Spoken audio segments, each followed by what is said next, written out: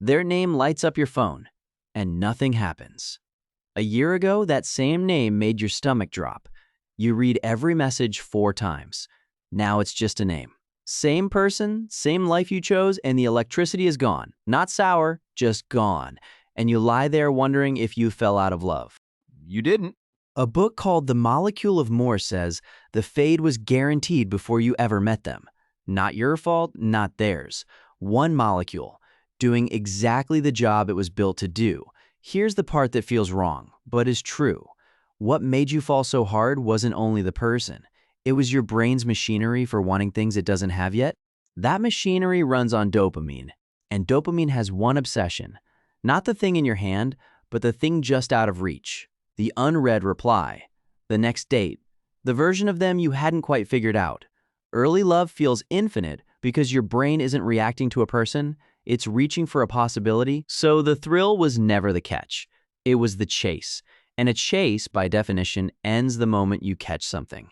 Now hold that thought, because it gets stranger. In the late 1990s, a team in Italy measured the brain chemistry of people who had just fallen in love, expecting to find the glow of happiness. That's not what they found. What showed up looked less like romance and more like a psychiatric disorder. Which one? Stay with me.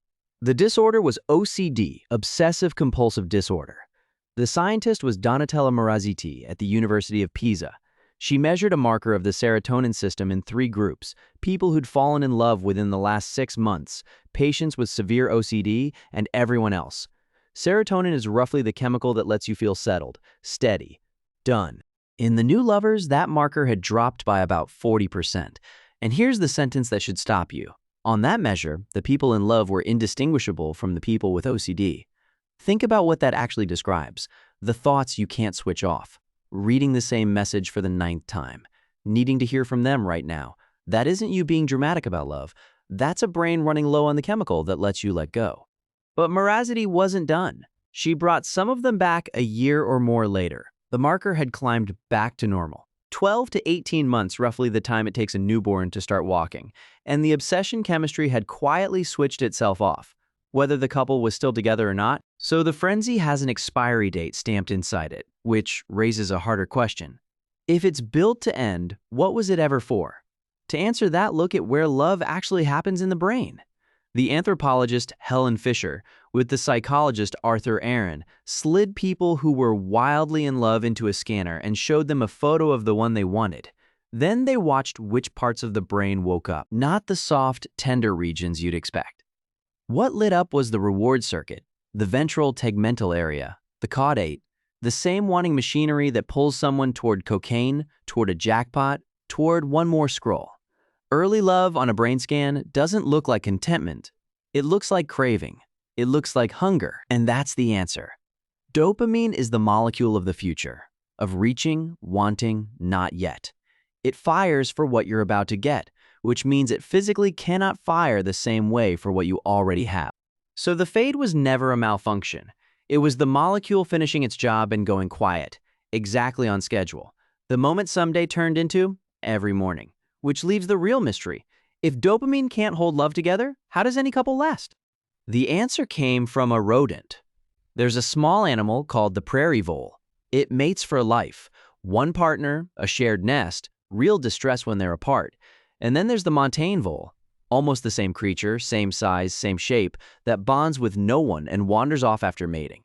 2 nearly identical animals, one faithful for life, one incapable of it. For years, nobody knew why. Then researchers, among them Thomas Insel and Larry Young, found it. It wasn't dopamine at all. It was 2 other molecules, oxytocin and vasopressin, and specifically where the brain kept the receptors for them. In the faithful prairie vole, those receptors sat right inside the reward circuit. In the wanderer, they didn't move the receptors. And you move the loyalty. Scientists could take a faithful species and a faithless one. And the entire difference between mates for life and never bonds came down to a few receptors sitting in the right place. Here's why that matters for you. Lasting love isn't more dopamine. It isn't a bigger spark. It's a different chemistry entirely. The quiet molecules of the here and now, the ones that make being with someone feel like home instead of like hunger. This is the real argument at the heart of the molecule of more. Passionate love and companionate love aren't the same feeling turned up or down. They run on different systems. So the fading you felt wasn't love dying, it was love reaching a handoff, from the chemistry that chases to the chemistry that stays. The catch: the handoff isn't automatic. Now, maybe you're thinking of the exception. That couple, married 30 years and still looking at each other like teenagers. Doesn't that prove the fade isn't inevitable? It's the best objection. And there's a study aimed right at it. Bianca Acevedo, again with Aron and Fisher, scanned people who'd been married an average of 21 years and still called themselves madly in love. And it's true, their reward circuits still lit up for their partner. The dopamine fire was real, decades in. But look closer at what the scan also showed. The anxious part was gone. The obsession, the craving, the can't eat, can't sleep alarm of early love that had burned off. What was left was the warmth without the panic. Reward fused with calm, instead of reward fused with fear. So even the couples who kept the spark didn't keep the frenzy.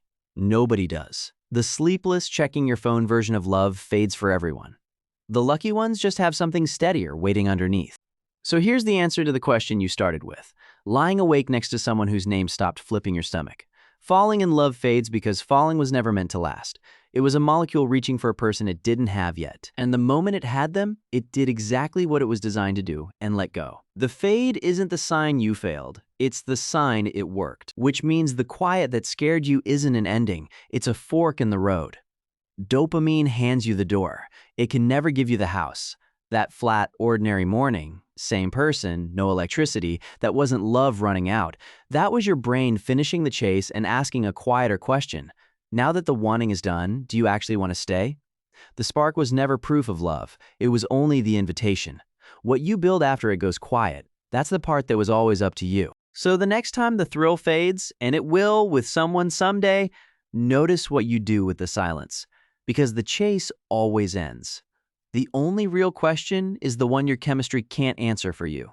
When the spark goes quiet, do you go hunting for the next one, or finally learn to love the person you already caught?